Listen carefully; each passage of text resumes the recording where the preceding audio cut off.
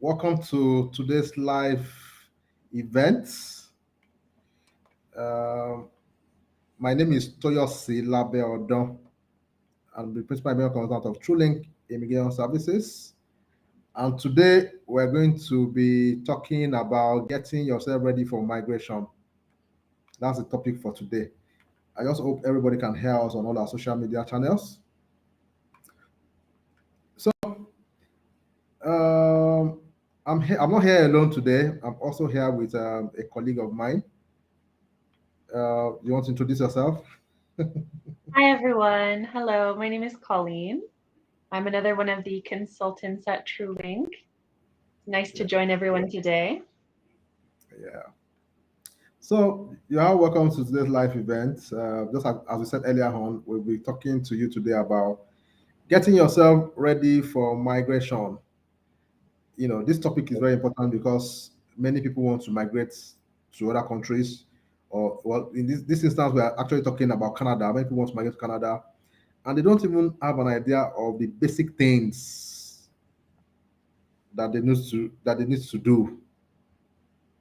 So today we're going to talk to you about those things, and we are sure that when we are done, you would know all you need to know about one or two things that you need to do if really you want to migrate to Canada. But before we go on, I want to encourage you all to subscribe to our social media channels. Follow us on our social media channels. We're on Facebook, we're on Instagram, we're on YouTube, and we're also on Twitter. Our handle is at Trading Travel. I'm sure you can see that on the screen at Trading Travel. So just check for us on this handle, and you are sure that you see us. So let me just talk a bit about TrueLink. TrueLink was created to assist people achieve their migration goals. So when you talk about traveling abroad from where you are to other countries, we're actually the sure plug that you need to achieve this. We have assisted so many people to migrate to other countries, including Canada, US, UK. We are based in Canada. Our head office is in Canada. We're in Edmonton, Alberta. Our head office is in Edmonton, the capital of Alberta. So if you want to visit us in our office, you are free to. You can always come around. And if you have friends who also live in Edmonton who want to visit us, they can always come around. So let's get to today's business, which is getting ready for migration. So, Colin, do you want to start? Pick it up. Yeah. Sure. One of the big things to do when you are going to migrate is to really prepare in advance. Think about the things that you're going to need when you're going to make your application. And a big thing for permanent residency or any type of migration like that is going to be language, because they're going to want to know that you can communicate in the language that is spoken in the country. And so if you're going to be working and living there, that you're going to be able to do that conveniently. So there are two languages in Canada that are official languages. There's English and there's also French.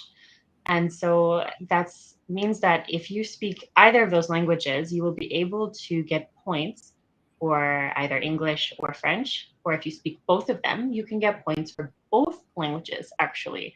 So if anyone, they mostly speak English, but they know some French, if you start practicing your French now, you'll be able to get some points and get some language marks for that as well. And it's very helpful. Yeah. In addition to that, uh, English, you can either decide to do English or French or do both of them.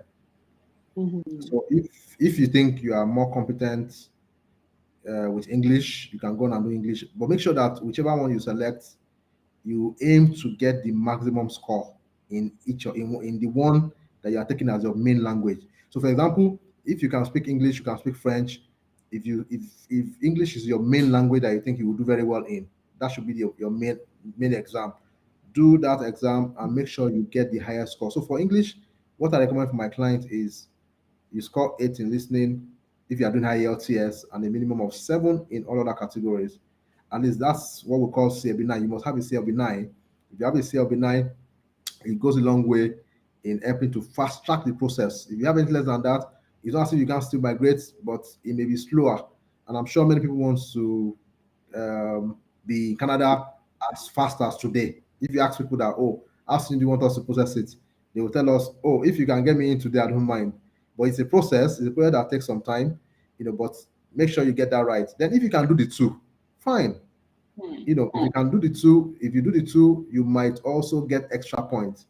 So it makes a lot of sense that you work on that and get that done so that, yeah, it's not as if you need to start preparing down for that, start studying. You can start, even if you're not ready for the exam, you can start preparing for it now so that by the time you're really ready, you just sit for the exam, you pass it in one sitting, and you are good to go. So I'd like to talk about the next one. That's educational credential assessments. It is also very important. If you want to migrate to Canada as a skilled worker, or in most categories, require that you should also do credential assessment evaluation. Credential evaluation, you evaluate your credentials. They want to find out if it's equivalent to the Canadian standard. So if it's equivalent to it, you are fine. Right now, in many countries, there are so many online programs that are ongoing that are not equivalent to a Canadian degree. So be careful. Be careful of some of these programs. Be sure that you can check them before you even start the programs. Be sure that those programs will be eligible or will be equivalent to a Canadian education before you go for them. So there are so many bodies that assist Canada to do this. You're not going to do it by yourself. I'm sure many of you will know. We have WES, we have ICES, we have ICAS. There are so many of them. We have Pharmacy Board of Canada. We have the one for medical doctors too. Different ones. But you need to know the right one to choose. So that you won't end up wasting funds. Some of them will not give you what you really want. Like what I mean is there are some of them that gives those that have some higher qualifications a higher assessments. So if you reach out to us, we can tell you about that. We've done this for so many people. We've started a lot of people do this. We can guide you and ensure that you make use of the right one. So those are the first two things that you need to do. Colin talked about high IELTS or English language proficiency. The other one I talked about right now is educational credential assessments. So this thing, the educational assessment takes time at times. So you need to get your transcripts from your school, send it to those bodies, and each of them has their own way of getting it from your school. Some of them will tell you you can bring it directly. Some will tell you the school has sent it. Some will tell you use an agent. They have so many methods, so you need to find out the best method or the most convenient method for you. Use it. As long as you get it across to them, you are good to go. So, do you want to pick the next one, or just? Oh, sure. So the another thing that you really have to think about, in addition to studying for language exams and making sure your education is going to match up properly, is to think about your finances a little bit, because you are going to need to have money to migrate. And you want to think about that before you actually have to show your money, or at least pay for your migration, right? So there is a financial requirement for every single person that is going. That means if you're going by yourself, it's a lower amount of money. Every time you add another person to it, you'll have to show a little bit more money. And this money is really just to show that you have funds set aside to help you move over and settle into a new country. And you're going to be able to do that without causing financial hardship to yourself or your family, right? So you have to know before you start how much you're going to need, and you can start saving and setting aside money, or figuring out how you're going to source out that money. Maybe somebody's going to help you out. Lots of people have got family that might want to contribute to their proof of funds by giving, gift deeds or something like that. But you have to think about it. It's good to think about it early on. How are you going to pay for your migration?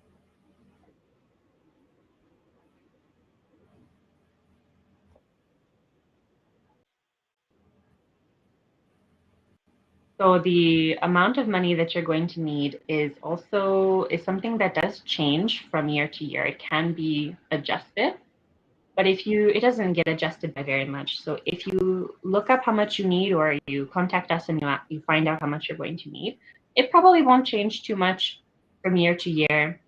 But it's good to know how much you're going to need, at least an understanding of the approximate amount, and then you can start saving towards it. The best thing to do is to have the money fully ready and it had just leaving it there wherever it is in your account or inside of an investment account or wherever you have put it, and you can explain how you got it, and it's just going to stay there for hopefully many months, maybe even 6 months, a year. As long as you can have it, it's going to be better, and it's going to show that you have really planned and prepared to pay for your migration. Okay. So let me just give them an idea. Let me just give them an idea of what they need. So, just like you said, um, the the funds you need depends on the number of family members that will be going with you. So, if it's just you alone, you need about 13,213 Canadian dollars. In naira, as of today, it's about 4.6 million naira or thereabouts. So, if you're a family of two, when you say you're a family of two, that means you and your spouse. You need about 16,449 Canadian dollars, which is about 5.7 million naira. If you're a family of three means like husband, wife, and one child, you need about 20,222 Canadian dollars. That's about 7 million naira or thereabout, depending on the exchange rate that you're using and the exchange rate on that day. Then, if you're a family of four, that's husband, wife, two kids, you need 24,553 Canadian dollars, which is about 8.5 million or 8.6 million or thereabouts, depending on the exchange rate. If you're a family of five, husband, wife, with three kids, you need about 27,847 Canadian dollars, which is about 9.7 million naira. And in a family of six, husband, wife, four kids, you need about 31,107 Canadian dollars, which is about 11 million naira. If you're a family of seven, it's about 12 million naira. That's about 34,967 Canadian dollars. Now, the more people you have in your family members, the more money you have to show. And just like you said, it's good that you show this fund. You can't just most times you don't want to just pay in the money into the account so that they won't start flagging that fee. The money should be in your account for some time. Most times we print 6 month statements, but if you are doing lump sum payment to your account, you need to explain the source of the money. And note that these funds can be gotten it could be gotten from friends, family, your parents, your siblings. Anybody they can give it to you as a gift. So you can use gift deeds. You can if you have the money, it's fine. But if you don't have the money, you can take it. You can use gift deeds and say, okay, well, my uncle gave it to me, but document it and show them that, oh, this person gave it to me and he's not collecting it back from me. So you need to explain the source of the funds if it's not your own funds, or if you are paying lump sum into your account. You don't want them to use that to refuse your visa. And you can use different types of funds. You can use bank statement, you can use treasury bill, money market, pension, shares, different categories depending on what you have. You can use cash too, but the cash has to pay into your bank account. So I can show that, oh, this money is somewhere that they can verify it. you know. So that's all we have for now on funds. So I'll talk about the next one, which is police clearance. Security. You want to be sure that you are inadmissible. When they say you want to be sure you're inadmissible, they want to be sure that you don't have any criminal record anywhere. So if you have traveled to any country in the past and you have lived in that country for a minimum of 6 months, you must get police clearance from that country. It is compulsory.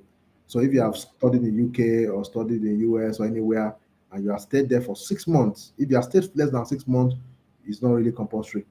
But if you stay there as a stretch for 6 months, then you must. Then even the country that you are applying from, definitely you've lived there for many years, so that one you need to get police clearance for it. Then it's not like if you went there 2 weeks, maybe in the last 10 years you have been going there 2 weeks, 1 month, or whatever, and you're now close to 6 months. No, if you stay there at a stretch for 6 months, then that's when you need it.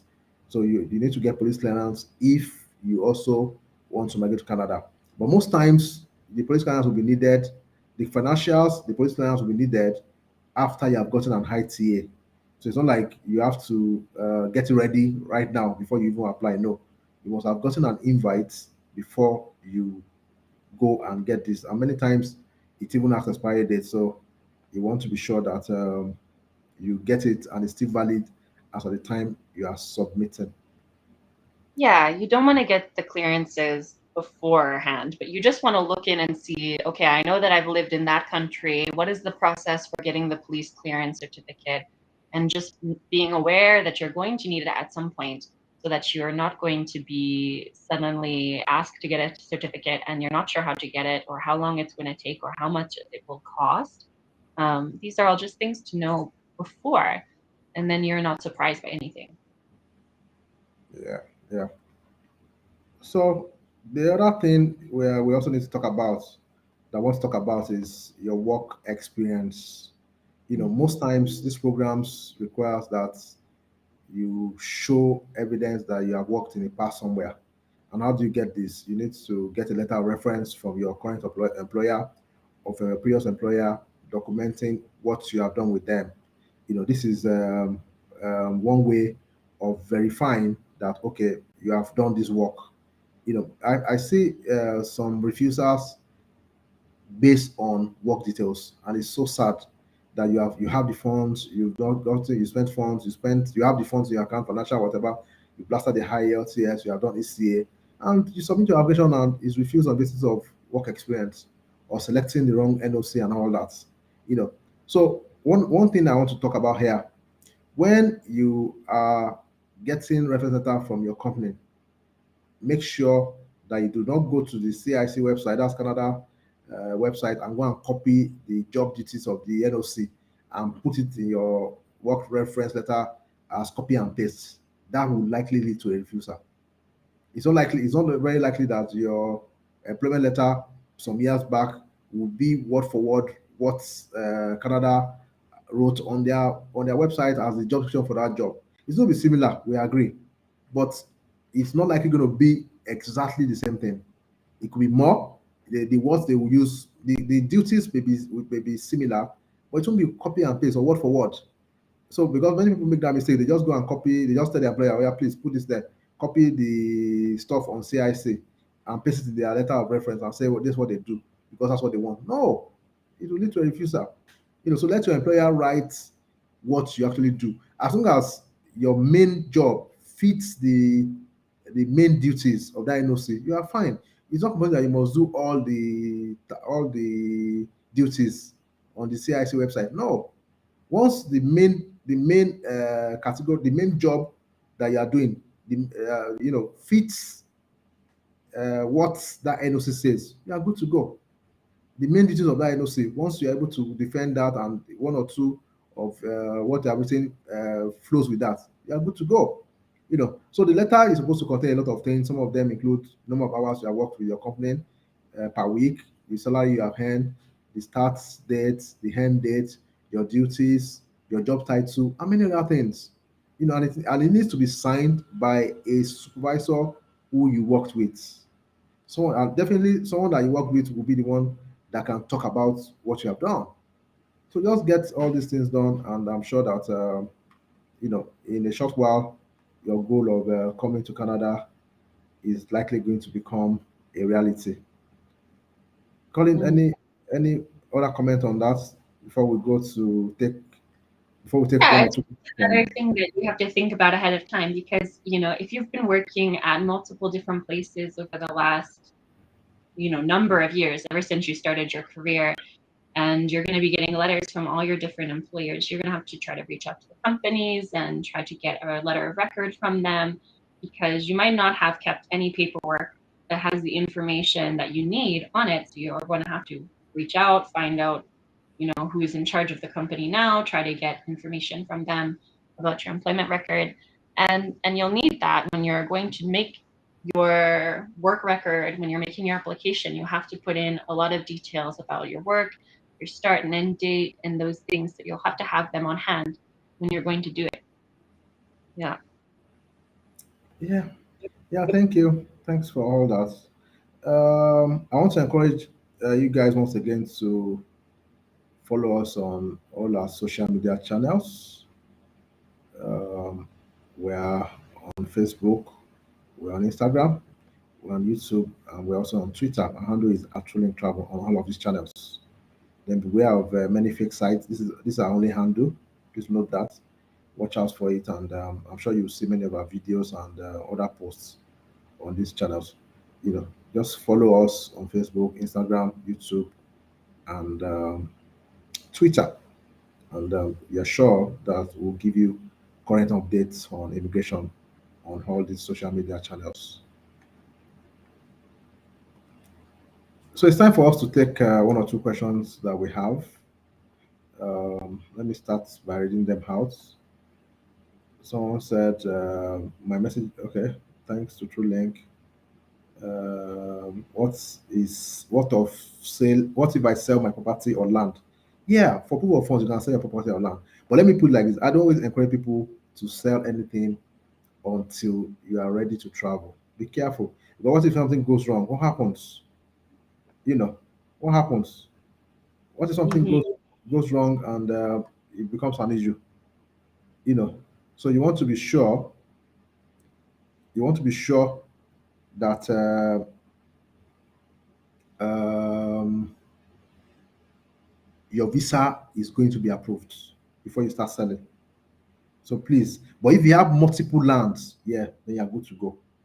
You know, Hmm. you And know. this is advice for, only for this type of proof of funds. This isn't saying that you can go sell land and use it for any type of application, because it is more difficult depending on what application you're doing if you're going to start selling property. Yeah. Okay. Then someone said, how do you go about posting your finance letter response on chargeback? Well, you need to see us for that personally. We will help you look at why you got a position finance letter, and we work with you to get sorted out. So you need to explain what happened to us very well. We need to understand it. Then we move on from there. Someone said, please, I would like to ask you. I'm having visitors for 10 years. What can you advise me? I'm thinking to apply for study visa, but not sure that's why I want to visit first. Then I should know what to do. Well, this question is not clear, but you can reach out to us after the seminar so you can explain better. But if you have a visitors visa, you can always apply for uh, a, a study visa. It's allowed. It's not like it's not allowed. So you can always do that. Can someone get a study visa in Canada without high LTS? Very well. Very, Hmm. very well. You can get that. It's not an issue at all. You know, you know. So someone said, I am applying for a study permit. What is the best way to bring my three children along with me? Two teenagers and a young child. You can bring them along with you on a study visa. It's allowed. So they can come with you on a study visa. I'm sure of that. It's allowed. Yeah. But what you want to talk about that, call it. She wants to bring three children along with her. Um, yeah, I think it's going to depend on a lot of different factors for you personally.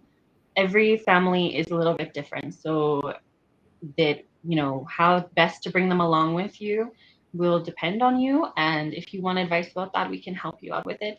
But typically, you are allowed to bring your children or your spouse with you when you're studying, whether or not you have got the necessary funds for them, or you have got, other things that the visa officer can look at to show that you have a genuine intention. That's the type of factors you have to consider when you're going to apply as a group or apply individually.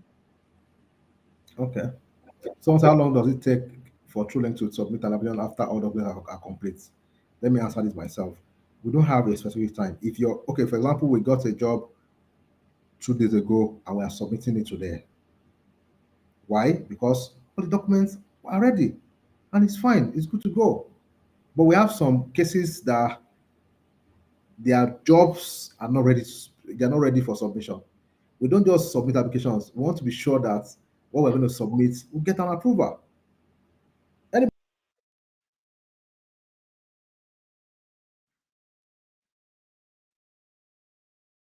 what we are submitting will give us the results that we want. We have a very high success rate, very, very high success rate, very, very high.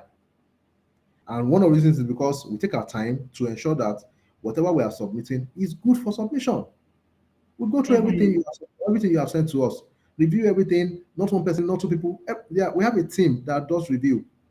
So, but if your work is fine, if your application is fine and everything is ready, we can do it in 2 weeks. But if your application is not ready, it will be longer.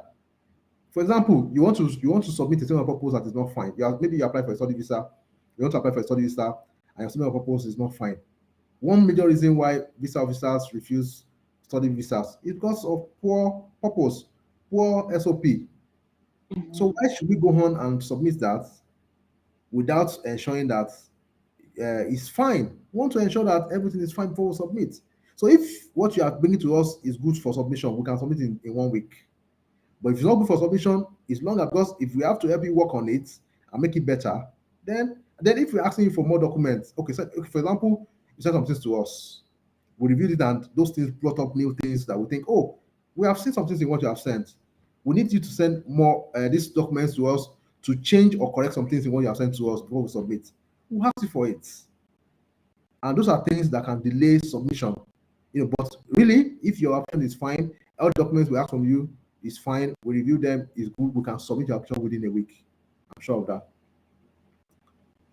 Someone said, I'm a healthcare worker. Can I get a visa approval in 4 weeks? Well, I don't know what kind of visa you're talking about. We have had clients here who we got visas for in 4 days. So nothing is impossible, but we need to know what kind of visa you're talking about. So it depends. How can I get study visa? Can you reach out to us? Send us a chat on our WhatsApp line. Let me call our WhatsApp line for you. Our WhatsApp line is +1. You can see it on our screen too. +1 587 568 6124. That's our WhatsApp line. Just chat up us on WhatsApp, and you are sure that we'll guide you and tell you how to go about it. It's so easy for us. We understand the process very well, and we have assisted so many people to get their visas. How do I know if my application has been created? Yeah, if how do you know your application has created? It's so easy. One, if you are going for biometrics, you would have gone for biometrics. Would Mhm. have sent you biometric requests. Then the embassy will send a submission confirmation, which can be sent to you. So those are things that can be done. Regarding the reference from jobs, is all the jobs you have done required reference or just the last job? All jobs, all Mhm. jobs, all jobs, all jobs. But if you cannot provide documents from all the jobs you have done in the last 10 years, then we can always explain. But the most important one might be the most recent one. It depends if that's the NOC you are claiming. If you have different NOCs, and if it depends. It can be a mix of them. But if you have got enough work experience in the particular field that you are working, then you are good to go. What's the proof of funds for study visa? You need to have your school fees and your living expense. Living expense is ten thousand Canadian dollars for 1 year, and your school fees. So school fees can differ based on different schools. What can I do if I'm planning to go for study? I have my visit visa, but I still don't have study visa. What is your advice? Apply for a study visa. That's my advice. Reach out to us. We can help you apply for a study visa. Where's your office? Our office is at 9415 45 Avenue Northwest in Edmonton, Alberta, Canada. Edmonton is the capital of Alberta. That is where our office is. After your biometrics and medical have been passed for study visa, how many weeks is left for it to be approved? Well, we cannot say. That depends on the visa officer. We're not the ones that will determine that. The visa officers are the ones processing that, and they are the ones that will decide that. Can someone use bank proof of funds to apply for study visa? I want to assume that's a bank statement. Yes, I want to assume that that's a bank statement. Yes, you can use your bank statement to apply for a study visa. Very well. What if the company you work for is not a popular company? It doesn't matter. The company you work for does not have to be. Everybody cannot work for popular companies. So as long as they write a letter, get them to write a letter and write what you were doing. Can I remove my proof of funds from my account after submitting my application, or I should wait till my visa is out? If you can wait till your visa is out, better, good. If you can, that's a good advice. Leave it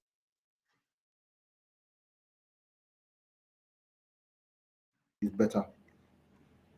What do you need to declare of you if you have more than the required proof of funds?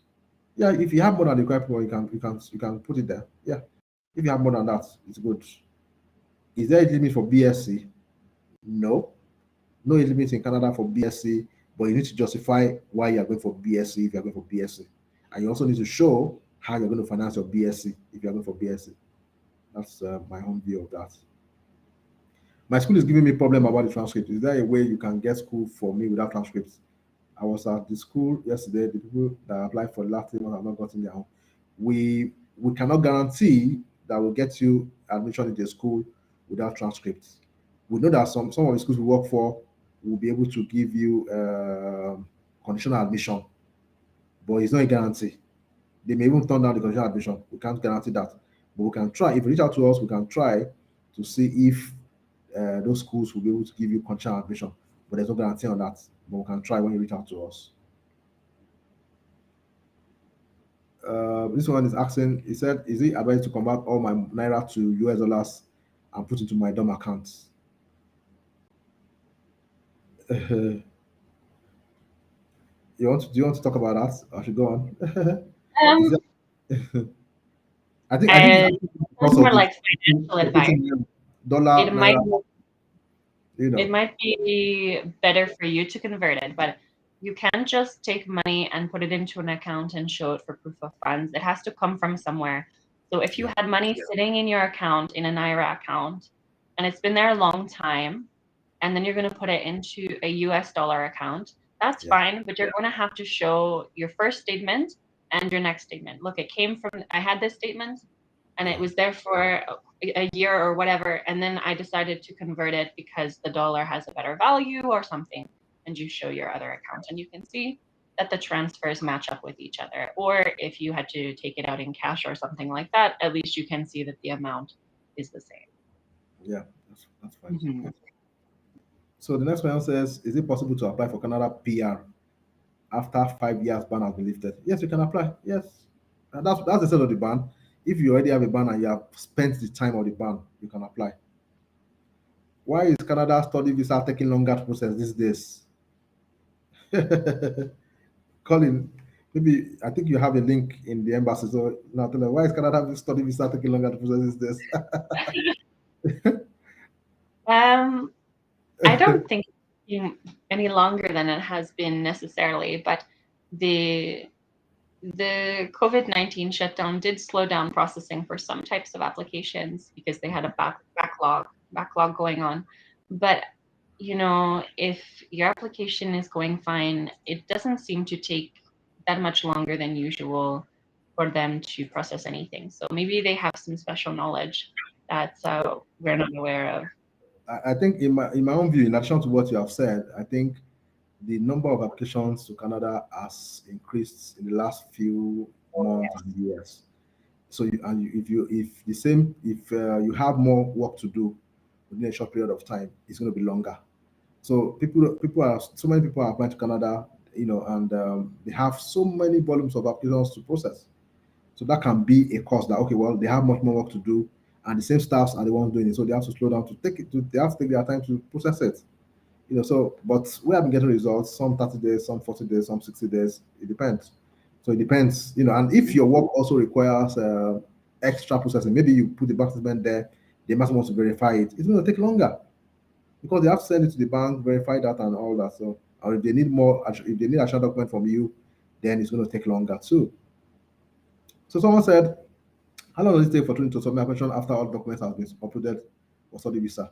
So I said it earlier on that if your application is fine, all the documents we need is complete, we can submit in 2 weeks. If everything is fine and there's nothing else we need, it can be submitted within 2 weeks. Someone said, can I get a pastoral job for me and get my family along? Yes, there are people that can get pastoral jobs. You need to link up with a church in Canada Mhm. that will give you that offer. Once you have an offer, you can also come with your family. There's a special category of visa for that, which you can use. Do you have to submit my passport for my visa processing? Colin? You do not have to submit your physical passport if you're using, for example, TrueLink, you don't have to give us your physical passport. You can give us just a copy, a clear copy of your passport. But if you get the positive result at the end, you do have to then send your passport to whichever embassy or consular for Canada that you want to send it to get it printed onto your passport. Yes.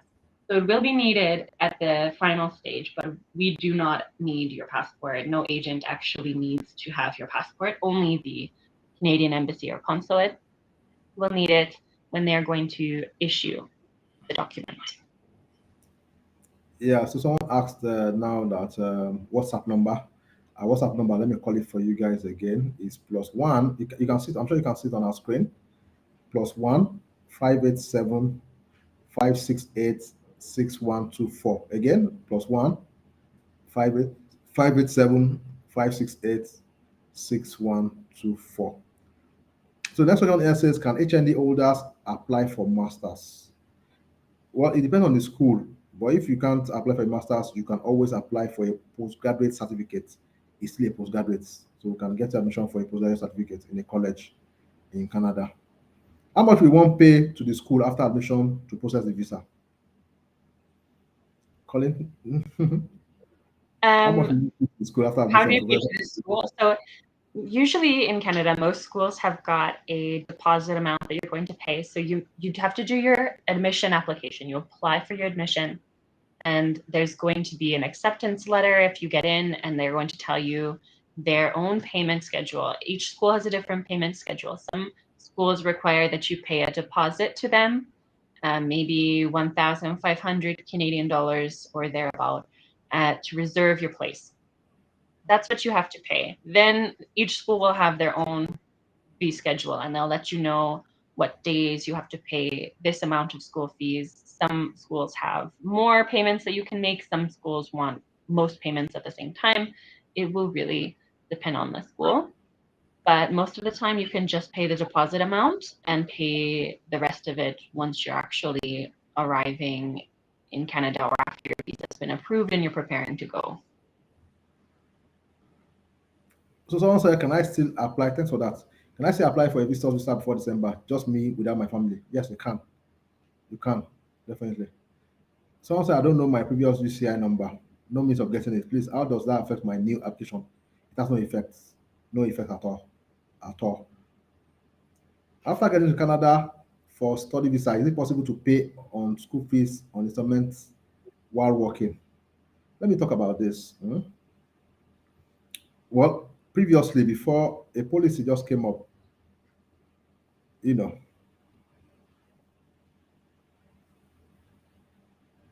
a policy just came up recently and it started November 15th that says if you are studying in Canada, you can work full time. Before that policy, I'm confident that it will not be so easy for you to pay your school fees and work, for you to work in Canada and pay your school fee. It won't be easy. But now that students are allowed to work more than 20 hours per week, it might be possible. But consider that you should pass, you also want to pass your exam. So you want to pass your exam and you don't want to go and be work. If you work, if you're not careful, you can't eat your cake and have it. So you need to balance the two of them. You need to read, study, do your exams. You also have to work. So if you're able to combine, now that that policy says you can work full time and study full time, I think it should be possible now. I think so. Um, please, so this friend has said respond to my question. Please resend the question. I can't see the question you're talking about. Please resend the question. The person that said please respond to my question. I can't see. I've gone up to check, but I can't see the question you asked. Please ask again. Taiwo, the person's name is Taiwo. Please ask your question again below so that we can attend to it, please. Thank you. My wife is trying to apply for study visa. Is it available to submit my kit and my and I application along when she's applying for a study visa? Colin, do you want to help us with this? Yeah, so that is really going to depend on your own family. So if your wife is doing her study application, you can choose to apply all together with yourself and your children and go with her in the same application, or you can wait until your wife has had her response back on her application. She definitely has been issued the study visa, and then you can apply for yourself and your children afterwards. So there are so many things to consider, and if you're not sure if it's going to affect your application to apply together or not, it's probably good to reach out to us. You can, either retain us to help you out with those applications, or you can even just book a consultation appointment. to talk with us and get some advice about if it's a good choice to do option one or option two together at once or one at a time.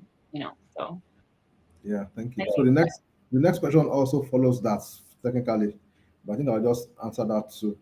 He said, "Do you mm, apply for family visa immediately your study visa is out?" We can apply together. We can apply after. It depends on so many factors, which we're mm, going to review when it comes to us and decide on. We decide on the best approach to use to ensure or assist you get what you want. Can I get work permit through visitors visa? You cannot get work permit through visitors visa, but there's a public policy that allows people who are on visitors visa to convert to a work visa. So if you're eligible for that process and you are good to go through that process, then you can. But not that it's automatic that you can just convert a visitor visa to a work permit. No, it's not like that. Can I apply as a permanent resident with TrueLink while I have an ongoing visitors application that I'm still waiting for? Or do you have to withdraw one application for the other? You can have dual intent. That is, you want to come in temporarily as a temporary visitor, and you also want to come in permanently later as a permanent resident. So both of them can go. So you can retain a service right now for permanent residents, despite the fact that you are currently processing the visitor visa. It's allowed. Can I enter Canada on visit visa, and after I get there, is it possible for me to work? No, you cannot work with a visitor visa. It is not possible unless you are working illegally. It's not allowed. And after mm. my visa to Canada is approved, how long will it take for me to fly down to Canada? If your visa is approved today, you can fly down tomorrow. That's the sort of the visa. So if it's approved today, you can fly down tomorrow. For the visit visa. Yeah, for the visit Yeah, visa. True Link, you are doing a great job. Oh, thanks for that compliment. We appreciate you for that. Can you apply for PNP while studying in Canada? Yes, you can. It's allowed. Please, can I apply for study visa even if the proof of fund haven't spent up to 1 month in the bank? But because I'm already running out of time, that's a tough one. It's tough. It's tough. Uh, um, if as soon as you can explain, as soon as you can explain uh, the source of the funds, it's possible. As long as you can explain the source of the funds, it's possible. But there will be a lot of work to be done. A lot of work. It's better for the money to be there for a while. Better for the money to be there for a while than you just doing lump sum payments. Most times they refuse those kind of visas. You know. Mm. Can I do some other work in Canada when I'm having religious visa? No. Religious visa is a closed visa. You cannot do any other job minus that. Can you treat point of entry questions and how to answer them sometime soon? Okay, we'll look into that. We'll look into that. What amount should be in your Nigerian account for study permits? Do you want to attend to that? Call it. What amount should be in your Nigerian bank account for study permits? You have to have the minimum you need to have is your school fees and your living expenses. So if you're going by yourself for study, you will have to have at least 10,000 Canadian dollars for living expenses for your studies. And then your tuition will depend on the school. So once you're looking up what school you want to go to, you should see the tuition fees and begin to calculate how much you're going to need to cover those fees.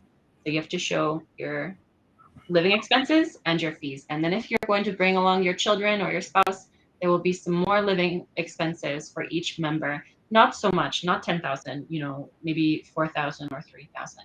But each family member has to add a little bit more to your source. So it will, you have to calculate that up and see what your minimum is and have that in your bank account. Yeah. So that one says, can I submit formal statement or it must be 6 months? We have this 4 months, we have this 6 months. Anyone can be used. It's fine. Can you apply for your family visa immediately after your study visa is out? Yes, you can.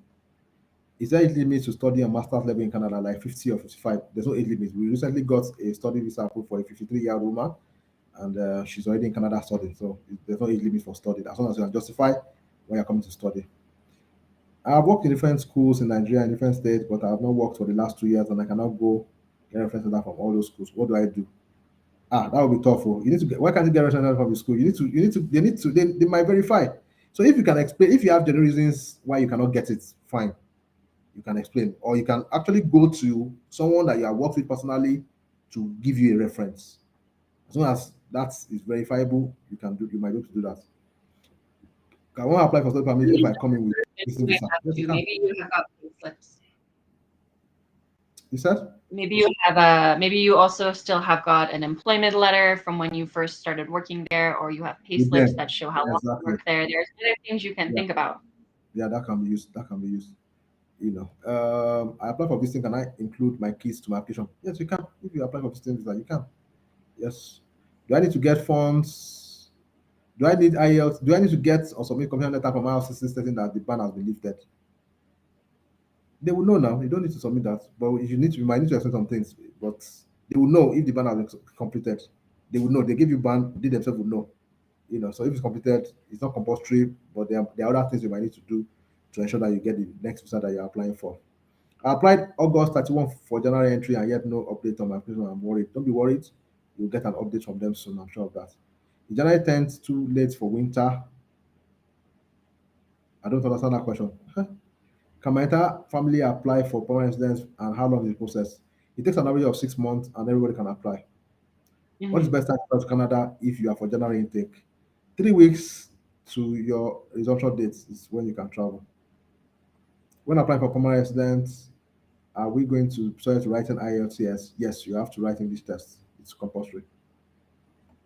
Uh, this one said, good job, True Link. You usually answered all my questions and cleared my doubts. Well, thanks for that. Do Canadian embassy grant interviews for student visas? No, they do not do interviews for student visa. So I want to appreciate everyone that was here today.